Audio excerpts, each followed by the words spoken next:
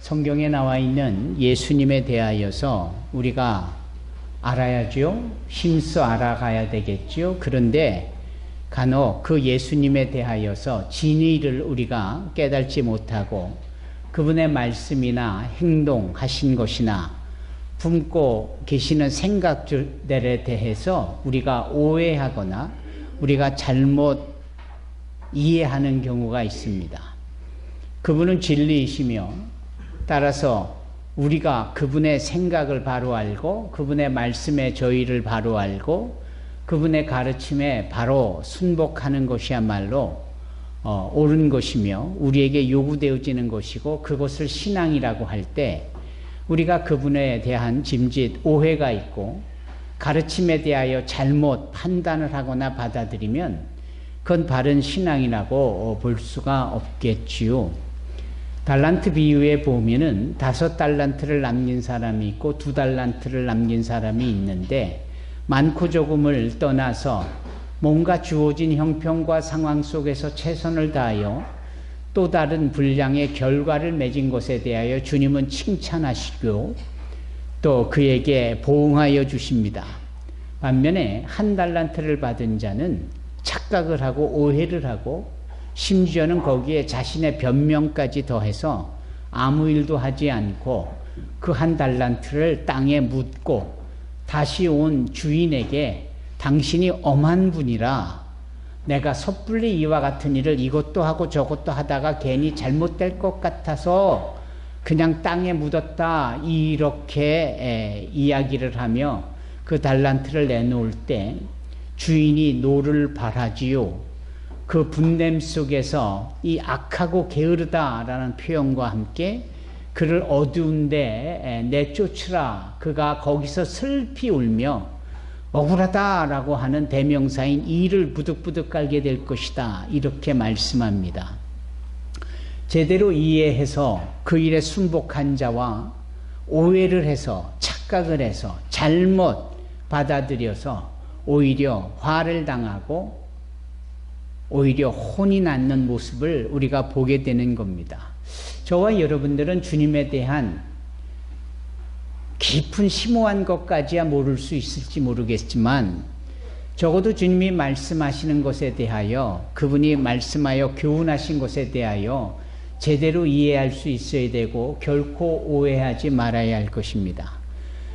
교회는 그러한 부분에 있어서 설교의 시간에 즈음하여 믿음은 들음에서 나며 들음은 그리스도의 말씀으로 말미암는다라고 여러분들의 마음에 전제를 요구하지요.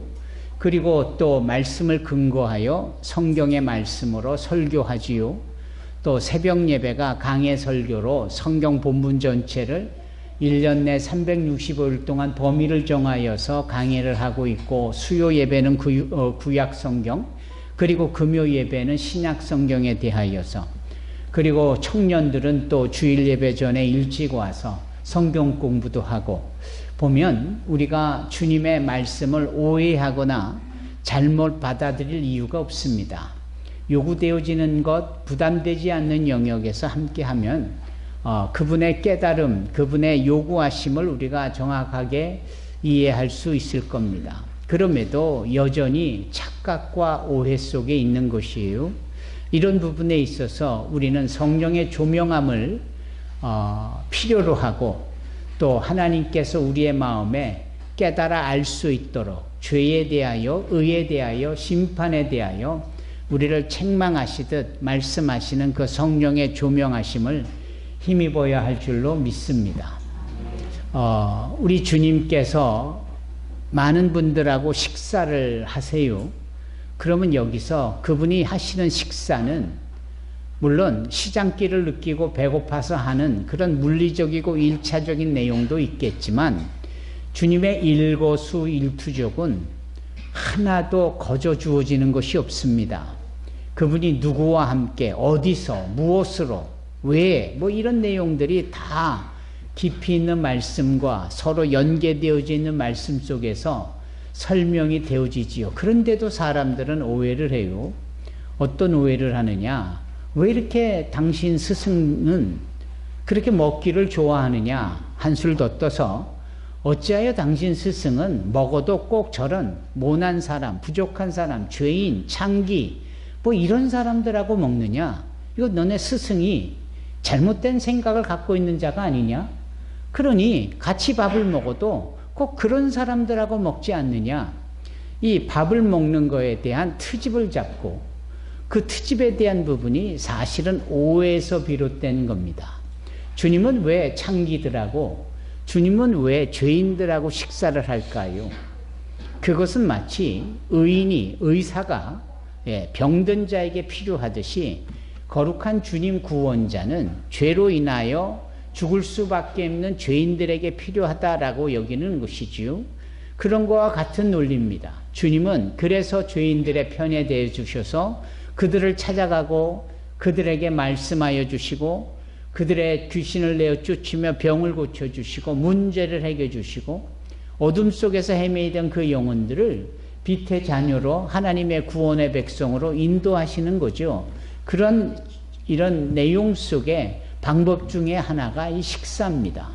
이 식사를 같이 하는 것은 그만큼 격이 없고 서로 다름이 없는 거 아닙니까? 이주민들이 우리에 대해서 오해하고 있는 것 중에 하나가 한국 사람들은 실없는 소리를 잘한다. 약속을 잘 안 지킨다. 왜 그러느냐? 이렇게 물으면 뭐 언제 한번 밥 먹자고 하면서 한 번도 밥 먹자라는 그 구체적인 시간을 알려주거나 약속도 잡지 않고 그냥 밥 한 번 먹자라고 얘기를 툭 던지고 그런 일이 지켜지지가 않는다라는 이야기를 저는 종종 듣습니다. 마치 그런 거지요. 밥은 누구와 같이 먹습니까? 막역한 친구, 서로 격이 없는 이런 사람들하고 같은 수준이요, 같은 동급이다라는 것을 나타내기 위한 차원에서 밥을 먹는 거 아닙니까? 그래서 내가 누구와 밥을 먹었다, 이건 되게 중요한 겁니다. 그 어느 영화도 보면 우스갯소리가 있잖아요. 어느 경찰서장하고 내가 사우나도 가고 밥도 먹고 뭐 그랬다라는 이야기를 그 영화 속 이 대사로 표현하잖아요. 내가 비록 수갑을 차고 있지만 니네 경찰서장하고 내가 밥 먹는 사이다, 이런 거를 자랑하는 거잖아요. 마찬가지입니다. 그러면 주님은 왜 죄인들하고 밥을 먹을까? 그것은 주님이 뭔가 부족해서가 아니라 주님은 그만큼 죄인들에게 다가가 주시고 그들의 형편과 상황을 당신의 눈높이로 맞춰주시고 그들의 필요와 입장을 충분히 할애해 주시기 위한 방법 중에 하나다. 사람들이 그걸 몰라요. 사람들이 그렇게 주님에 대한 죄인들과 함께 식사하는 이 부분에 대해서 문제를 삼는 겁니다. 그래서 누가복음 15장을 보면은 그렇게 죄인들과 창기와 밥을 먹는 그 예수님에 대하여 사람들이 제자들에게 너의 스승은 뭐가 잘못돼도 한참 잘못된 거 아니냐, 이렇게 얘기합니다. 바로 그 이야기 속에 연이어져 나오는 내용이 그 유명한 99마리의 양을 남겨두고 한 마리 잃어버린 양을 산 넘고 물 건너 그리고 가시에 찔려 피를 흘리기까지 그렇게 목자가 잃은 양을 되찾아 그 양을 찾아오며 기뻐하며 잔치를 베푸는 모습으로 묘사합니다. 그 이어서 주어지는 내용이 소위 성령이라고 여겨지는 집안의 한 여인이 이 드라크마라는 동전을 집안에서 잃어버렸는데 그거를 불을 켜고 환하게 청소하면서 마침내 그 동전을 찾고 기뻐하는 지극히 열심적인 모습에 성령 하나님의 역사를 표현하는 것으로 묘사합니다. 그 뒤에 이어지는 말씀이 집을 나간 탕자. 사실은 집을 나간 탕자는 조연이지요. 그 예화 속의 주연은 누굽니까? 그 집을 나간 탕자를 하염없이 올 때까지, 떠나는 그 순간부터 올 때까지 기다리고 계시는 그 아버지가 주연이에요. 그 아버지가 집 나간 탕자를 계속해서 기다리는데 시간이 오래 지나 이 탕자가 집으로 돌아올 때 단박에 그 아들의 걸음의 제스처를 알고 이 아버지가 달려가 그 아들을 목으로 긋고 맞이하고 그렇게 기뻐하잖아요. 보면은 성자 예수님과 성령 하나님 그리고 성부 하나님 세 분이 동일하게 어떠한 예화로 등장하는 성경 전체의 이야기 속에 이 누가복음 15장이 유일합니다. 물론 저 창세기 11장에 신할 평지에 바벨탑을 쌓았던 자들에 대하여 우리가 내려가자라고 하늘에서 하나님과 성령님과 예수님께서 함께 말씀하시는 장면들이 있고, 또 예수님께서 그 요단 강가에서 세례 요한에게 세례를 받을 때에 이는 내 사랑하는 아들이요 내 기뻐하는 자들이라 라고 그 하늘나라에서 하나님의 음성이 들릴 때, 성자 예수는 그 요단강에 서 계실 때 성령이 비둘기같이 임함으로 삼위일체 하나님이 동시에 나타나는 모습이 필경 마태복음 3장에도 존재했지만, 예화로서 성부 하나님의 열심을, 예화로서 성령 하나님의 열심을, 예화로서 성자 예수님의 열심을 고스란히 나타내는 게 이게 바로 누가복음 15장입니다. 그래서 누가복음 15장은 정말 위대한 장이다, 이런 별명을 가지고 있습니다. 제가 이렇게 모두에 말씀드리는 이유는 사람들의 오해와 또 하나, 그럼에도 불구하고 주님은 오히려 그들의 눈높이와 상황에 맞춰주는 지극히 낮은 입장에서의 신분의 차별 없이 저들과 함께 먹고 마시는 그러한 주님으로 계시다라는 사실입니다. 오늘 본문의 말씀을 우리가 함께 보게 되어지면 주님께서는 이 창기와 세리, 죄인들하고 식사를 하던 모습이 이제는 한술 더 떠서 문둥이촌에 이 메다니에 있는 문둥이, 소위 이 시몬이라는 아주 구체적인 정체성이 밝혀진 자의 집에 들어갑니다. 그 집이 문둥이가 사는 집 아닙니까? 예, 한센시 병이라고 해서 소위 이 전염이 되죠. 유전은 안 됩니다만 전염은 되는 거예요. 물론 지금은 의학이 워낙 좋아서 더 이상 한센시 병이 더 이상 문제도 아니었죠. 저기 안양의 나사로 마을이라고 호계동 쪽에, 예, 그쪽에 문둥이촌이었어요. 예. 그 문둥이촌에는 항상 양계장들이 있고, 그리고 박정희 대통령 이후에는 그런 부분들이 주로 따로따로 개토화되어지면서 그 유경수 여사가 문둥이들, 한센시 병에 걸린 사람들에게 아주 특별하게 배려하고 선대하는 모습을 우리는 지난 역사에서 보았을 때, 이제 양계장들이 사라지고 그곳에 주로 모여진 공장 형태가 가구공단입니다. 그래서 웬만한 가구공단, 거기도 가구공단이잖아요. 저 일산의 식사동도 가구공단, 거기도 문둥이촌이었어요.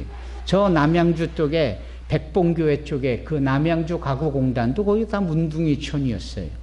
그만큼 문둥이 이렇게 표현할 때 그들은 이렇게 차별이 되어지고, 왜? 전염이 되어지니까. 그래서 그분들은 따로따로 개토화되어져서 모여 있어야 되는 건데, 주님은 그런 거에 대해서도 아랑곳하지 않으시고 아예 문둥이라고 여겨지는 시몬의 집에 가서 식사를 하시더라. 이게 보통입니까? 우리가 예수님에 대해서 뭘 말씀으로, 뭘 심오한 철학으로, 뭘 그분에 대한 신학적인 논리와 설명으로 이해하려고 합니까? 괜한 오해로 빠지기 일쑤지. 주님은 누구십니까? 이렇게 죄인들을 향하여 찾아와 주신, 그리고 수고하고 무거운 짐진 자들아 다 내게로 와라. 내가 너희를 위하여 쉬게 하리라. 얼마나 살갑고 얼마나 친절하고 얼마나 나를 위하여 관심과 그리고 헌신을 아끼지 않은 분이, 그거 하나만 가지고도 주님은 우리의 구원자임을 충분히 우리가 이해하고 충분히 설명할 수 있는 거죠. 예수님은 이제 하다 문둥병 걸린 시몬이라는 집에 들어가서 거기서 식사를 하는 겁니다. 참 대단하시죠. 예. 이게 우리 주님이세요. 주님은 누구십니까? 나의 친구입니다. 우리의 이웃이고요. 나를 찾아와 주시고 나의 허물이나 과오나 실수나 죄악에 대해서 정말 문제 삼지 않으시고 오히려 모든 허물을 덮으시듯 우리를 사랑해 주시는 분이신 줄로 믿습니다. 우리의 죄를 괜찮아 라고 계속 죄져 이런 뜻이 아니라, 오죽하면 어이구 이랬을까, 어떻게 하면 이렇게 죄를 지을 수밖에 없었을까, 그 연약함에 대해서 연민과 안타까움과 그리고 괜찮다라고 보듬으시고 아우르시는 거죠. 그리고 할 수만 있다면 다시는 죄 짓지 말라라고. 그 예를 들면 요한복음 8장에 등장하는 간음을 하다 현장에서 붙잡힌 여인에게 그러므로 나도 너에 대해서 정죄하지 않으니 가서 또다시 죄 짓지 말라. 이런 식이시죠. 주님은 얼마나 사랑으로 얼마나 궁율로, 궁율이라는 말은 불쌍히 여긴다 이 말입니다.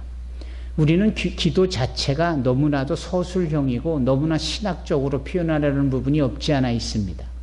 그러나 믿음의 사람들이 단번에 외치는 한마디, 주여 나를 불쌍히 여겨주소서. 그거 한 번은 충분한 겁니다. 다윗의 자손 예수여 나를 불쌍히 여겨주소서. 여리고의 그 바디메오 같은 소경의 기도가 기도의 진수인 겁니다. 여러분, 예수님은 우리가 이해하기에 어려울 거 하나도 없는 분이고 예수님은 복잡할 거 하나도 없는 분입니다. 얼마나 단순하신 분이시고 얼마나 순전한 분이신데요. 예. 밥 먹는 일이 있어서 뭐 문둥병 걸린 자는 밥 안 먹고 사나? 아니라는 거예요. 뭐 이렇게 고달프고 힘들고 연약한 삶을 어렵게 살아가고 있는가? 다 먹기를 위함일 때 죄인들도 먹어야 되고 창기도 먹어야 되는 쯤에 주님은 그렇게 죄인들의 편에서 그들과 함께 먹고 하는 것에 대해서 조금도 주저함이 없었다라는 겁니다. 오늘 본문에 그러잖아요. 예수님께서 베다니 마을에 있는 문둥병에 걸렸던 시몬의 집에서 음식을 드시고 계셨다. 이렇게 표현합니다. 이분이 바로 주님입니다. 본격적인 내용은 이제부터입니다. 바로 그 자리에 한 여인이 등장을 하는데 이 여인이 그냥 등장을 한 것이 아니라 나드라고 여겨지는 향유를 한 옥합을 가지고 왔습니다. 향수를 여인들은 쓰게 마련이지요. 향수 중에 가장 좋은 향수가 샤넬 향수 아닙니까? 얼마나 비싸요? 예. 예. 그 당시에도 뭐 감람류도 있었고 뭐 여러 열매에서 추출한 향수도 있었지만 저 인도 눈이 많이 오고 꼭대기라고 여겨지는 히말라야 산자락에서 자라는 식물에서 그거를 채취해서 그거를 으깨서 거기서 나온 조금씩 모은 이 향수야말로 향유야말로 나드라는 이름의 최고의 향유로 취급을 받았습니다. 참 어려운 거죠. 성경에도 보면 예를 들어 야곱이 자신의 아들 요셉에게 채색 옷을 입혔다라고 할 때 채색이라는 이 부분은 자주색인데 퍼플이죠. 이 부분을 어디서 향료를 얻어서 옷감에 물을 들이느냐? 이 지중해 깊은 바닷속에 조개에서 그 향유를 다잉할 때 쓰는 염색할 때 쓰는 그 사료를 얻는 겁니다. 그러니 얼마나 비싸고 얼마나 귀해요. 꿈도 못 꿀 만한 거죠. 그런데 야곱은 그거를 비싼 돈에 사서 그걸로 물들인 채색 옷을 자기 아들 요셉에게만 입혔다 이 얘기예요. 그러니 다른 형들은 얼마나 그 부분에 대해서 시기하는 마음과 마음의 불편함이 있었겠느냐. 너무나도 우리가 이해하기가 쉽죠. 마치 그런 것처럼 그 예수님 당시에 최고의 고가라고 여겨지는 것 중에 나드 향유라는 겁니다. 나드 향유. 이 여인이 그거를 가지고 있었어요. 그것이 누구도 단박이 하는 거예요. 야, 저 정도 돈이면 엄청난 돈이다. 오늘날 우리가 하루에 열심히 노가다를 뛰어가지고 일당을 벌면 얼마? 한 20만 원 봅니까? 하루에 20만 원이면 10일이면 200만 원. 예. 맞습니까? 그러면 한 달이면 600만 원 아닙니까? 그럼 1년이면 한 연봉 한 7천만 원 되지 않겠습니까? 예. 이 한 옥합이라는 이 나드 향유 값이 7천만 원에 해당하는 돈이에요. 그럼 옥합은 어느 정도 크기였느냐? 요만합니다. 사이즈로 보면 딱 요만한 거예요. 이게 옥합인 건데 이 여인이 죄인들과 문둥병 걸렸던 시몬과 함께 제자들과 식사를 할 때 이 여인이 이 옥합 나드 향유를 가지고 온 겁니다. 그리고 주저없이 이 옥합을 깨트려요. 그리고는 그 깨트렸다라는 것은 그 안에 담겨져 있는 나두 향유가 흘렀다라는 거 아닙니까? 그 흘렀던 것을 예수님의 머리에 붓고 발에도 붓고 그렇게 예수님에 대하여서 최선의 최고의 경외하는 자세를 보이며 주님을 경배했다라는 겁니다. 우리가 10시 반에 예배를 드리는데 찬양을 30분을 합니다. 예. 이것이 찬양일까요? 경배일까요? 예. 다 맞지만 이것이 또 예배이기도 해요. 예배라는 단어, 경배라는 단어, 송축이라는 단어, 찬양이라는 단어 다 똑같아요. 따라서 산소마교회 예배는 11시에 시작하는 게 아니라 10시 반에 시작해요.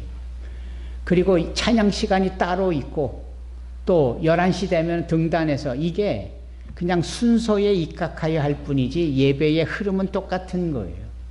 이 여인이 지금 자신의 것으로 향유 옥합을 박삭하고 깨트려서 나들을 주님의 머리에 붓고 발에까지 흘러가는 이런 모든 과정에 본인이 함께 머리 숙여 했다. 이것은 바로 경배요, 예배요, 찬양이요, 송축입니다. 그 여인의 독설로지입니다. 하나님을 향한. 우리 산소마교회 성도들이 어느 때는 찬양을 앉아서 부르다가 어느 때는 서서 불러요. 그렇죠? 그 서서 부르는 찬양이 독설로지라고 하는 거예요. 하나님에게 직접 하나님 당신은 이런 분이십니다. 하나님 당신은 찬양받으시기에 합당한 분이십니다. 우리의 신앙의 고백에 곡조를 담아 화음을 담아 올려드리는 이것이 독설로지. 그리고 나머지는 다 고스펠송에 해당하는 복음송이 앉아서 부를 수도 있고 서로에게 대한 격려와 다짐과 노래하면서 우리의 마음이 즐거워하는 이런 모든 것들은 복음송인 거예요. 예. 이 여인은 복음송을 불렀을까요? 경배하듯 독설로지를 불렀을까요? 후자일 겁니다. 성경이 그거를 암시해요. 뭐라고 암시하느냐? 이 여인이 와서 이 옥합을 뚜껑을 열어서 흘려보냈다 이렇게 표현하지 않아요. 여기 어린이 시야를 위해서 읽었던 내용 속에는 이렇게 표현하네요. 한 여자가 매우 비싼 나도 향유 한 병을 가지고 왔습니다. 그리고 병을 열고 향유를 예수님의 머리에 부었습니다. 라고 주보에 나와 있는 어린이용 버전에는 병을 열었다. 틀린 표현입니다.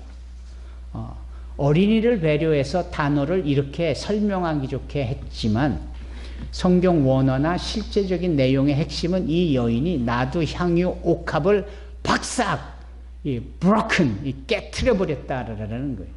깨트렸다. 거기에는 한 방울도 남지 않게 하려는 의도가 담겨져 있는 것이고 예수님께서 이 사건 이후에 이틀 있다가 십자가에 달려 죽으시는 거거든요. 당신이 십자가에 달리시기 전 로마 병정들에게 그 훅이 달린 갈고리가 달겨진 그들의 갈고리는 채찍은 무시무시합니다. 가죽띠가 4가닥으로 나눠지고 4가닥 끝에는 또 3가닥으로 나눠지니까 도합 12가닥이 되는 거예요. 그 끝에는 뼈 조각, 아주 날카로운 철 조각, 낚시바늘 같은 이렇게 휘어지는 훅 같은 게 달려 있어서 그거를 그냥 몇 미터 뒤에서 길게 내려치면 이게 온몸에 파고 들어가고 이 납덩어리, 쇳덩어리가 뼈를 분지르고 살을 뚫고 그리고 그걸 잡아 당김으로 날카로운 곳에 이 피부가 살점이 뚝뚝 묻어나오는 그런 채찍을 주님이 맞으시는 거예요. 따라서 주님은 그러한 것들에 대해서 이미 준비된 자세와 마음으로 계획 속에 있었었고 그걸 주님께서는 성찬 예배 때 떡을 떼시고 떡을 쪼개시고 나누시고 이 부분입니다. 주님이 떡을 떼셨다라는 것이 떡을 찢으셨다, 부수셨다, 쪼갰다, 나누었다. teared. 그것은 자신의 몸이 찢겨질 것에 대한 예표하는 것을 제자들에게 몸소 경험케 하고 기념케 하려는 의도인 거예요. 주님은 다 알고 계셨고 당신의 몸이 그렇게 산산조각 나실 거에 대하여서 그렇게 예표하셨고 표현하셨고 실제적으로 그러셨고 그리고 십자가에 못이 박혀 물과 피를 다 쏟으시며 죽기까지 하신 진정한 인간의 몸으로 오신 구원자의 모습에 마지막 정점을 보여주시는 거죠. 놀랍게도 이 여인이, 이름 없는 이 여인이 그 주님의 찢기어질 몸에 대한 자신의 신앙의 고백을 올려드리는 거예요. 어떻게? 이 나드 향유 옥합을 박사 깨트림으로 거기에 주님의 찢기어질 몸에 대한 자신의 신앙의 고백을 어떻게 일치시키는 겁니다. 괜한 오해, 쓸데없는 착각, 남의가 이렇게 얘기하던데 중요한 게 아니에요. 그분은 나를 찾아오셨고 그분은 나를 위하여 고난당하셨고 나를 위하여 그 몸이 으깨지고 부수어지고 소위 주님이 그러한 상황을 완전히 보여준 데가 겟세마네 동산 아닙니까? 겟세마네 동산은 올리브 나무들이 많은 곳이고 겟세마네라는 뜻이 뭡니까? 으깬다, 부순다, 쪼갠다, 찢어진다 이런 뜻이에요. 감람 열매, 그러니까 올리브를 다 모아놓고 압축을 시키면 그 올리브가 으깨지잖아요. 그게 겟세마네라는 뜻이에요. 주님이 겟세마네에서 간절히 기도하잖아요. 주여 할 수만 있거든 이 잔을 내게서 옮기시옵소서. 그러나 내 뜻대로 마옵시고 아버지 뜻대로 행하시옵소서. 그렇게 기도할 때 주님의 그 온 땀이 물방울이 바뀌어 피가 되어졌다. 찢겨지는 으깨지는 놀랍게도 이 여인이 그 부분에 대하여 언급을 하고 표현해내는 겁니다. 여기에 이 여인의 위대한 신앙의 고백이 있는 거예요.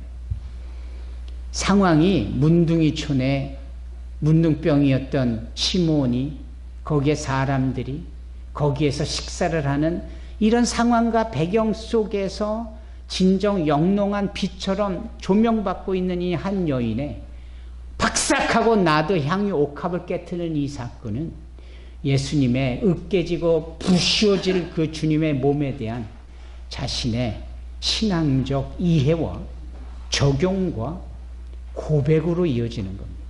저와 여러분들이 그리 되어지기를 바랍니다. 성경에 보면 사도신경이 없지만 사도신경의 근간이 되어지는 사도들의 신앙의 고백이 나오잖아요. 그 첫 번째가 마태복음의 16장에 나오는 그 베드로의 신앙 고백, 주는 그리스도시요 살아계신 하나님의 아들이라는 이 고백. 두 번째 고백은 요한복음 11장에 나오는 여인 마르다의 고백인 거예요. 나는 부활이요 생명이니 나를 믿는 자는 죽어도 살겠고 무릇 살아서 나를 믿는 자는 영원히 죽지 아니니 이것을 네가 믿느냐? 주여 그러하외다. 누가? 마르다가 지금 말하는 주여 그러하외다. 주는 그리스도시요 세상에 오시는 임금이로소이다. 마르다의 고백이 요한복음 1장 끄트머리에 보면 나다나엘의 고백이 나와요. 간사하지 않다라고 칭찬을 받은 그 무화과 나무 아래서 기도하고 있던 나다나엘이 동일한 고백을 하죠. 이런 고백들이 모아진 게 사도신경인 거예요. 사도신경만 제대로 믿고 제대로 고백하면 우리가 예수님에 대해서 오해할 게 하나도 없는 겁니다. 그 중에 하나 위대한 사도 도마의 고백이 나오는데 그의 고백은 어떤 식의 고백이었습니까? 주님이 사셨다고 내가 그분의 몸에 있는 그 십자가에 박혀졌을 때 그 못자국 난 손과 그 로마 병사에 의해서 옆구리에 그 창이 찔려서 구멍난 그 옆구리를 내 눈으로 보지 않고 난 믿을 수 없겠다. 이게 사도 도마의 이야기였잖아요. 우리는 여기서 사도 도마를 규민 대단히 의심이 많고 믿음이 적은 자처럼 여기지만 좀 달리 보십시다. 달리 생각해 보면 그만큼 사도 도마는 주님의 부활에 대해서 정확한 이해가 있었던 사람이에요. 그러니까 주님은 부활하실 거 맞는데 부활하셨다면 그분이 진정 부활한 주님인지 누군가가 부활했다라고 주님이라고 내가 예수다라고 말하는 가짜백인지 나는 주님의 못자국 난 손과 그 옆자국에 난 창자국을 보고 확인하지 않고는 내가 믿지 않겠다. 이건 부활에 대한 예수 부활에 대한 정확한 고백인 거예요. 그리고 나서 그런 사도 도마에게 주님이 부활하신 몸을 보여주실 때 도마가 뭐라고 고백합니까? 기억하십니까? 모든 사도들의 고백 중에 최고의 고백이에요. 베드로의 주는 그리스도보다도 훨씬 더 저는 도마의 고백이 압권이에요. 백미예요. 매력이에요. 짧아요. 나의 주요 나의 하나님이요. 딱 이 고백입니다. 나의 주요 나의 하나님이요. 사도 도마의 주님을 향한 부활한 주님을 만나고 난 고백이에요. 엄청나죠? 어디에 오해가 있고 어디에 착각이 있고 어디에 뭐 어떤 소리 듣고 그런가 보다 하고 마음 뺏길 일 없는 거예요. 사랑하는 성도 여러분, 오늘 이 여인이 행한 일 주님께서 기뻐하시잖아요. 저 여인이 나를 위하여 좋은 일을 했다. 저 여인이 나를 위하여 좋은 일을 했는데 그 좋은 일이 뭐냐? 오늘 본문에 나오는 것처럼 내 장례를 예비했다. 내 장례를 이해했고 내가 죽을 것에 대하여 믿었고 그래서 부활할 나를 위하여 내 몸에 향유를 바를 거는 그 누구보다도 먼저 심볼처럼 그 일을 했다. 주님이 아시는 거예요. 이 여인에 대한 믿음의 정도가 얼마인지. 그냥 단순히 뭐 나도 향유 옥합이 뭐 혼수 제품이었는데 뭐 주님께 감사해서 뭐 깨트려서 뭐 향이 온 방에 다 그냥 사족이에요. 진정한 핵심은 뭡니까? 이 여인이 예수의 죽음에 대한 정확한 이해와 준비와 참여를 자신의 삶으로 열심으로 부숨으로 함께 했다라는 거예요. 저는 우리 산소망교회 성도 여러분 모두가 한 분도 빠짐없이 이 여인처럼 예수를 의지하고 믿고 이해하고 확신하는 가운데 예수님을 닮아 살아가기를 주님의 이름으로 부탁드립니다. 아멘. 기도하겠습니다. 거룩하시고 자비하신 하나님, 주의 이름으로 모인 사랑하는 영혼들 거저 왔다 거저 가지 않게 하옵소서.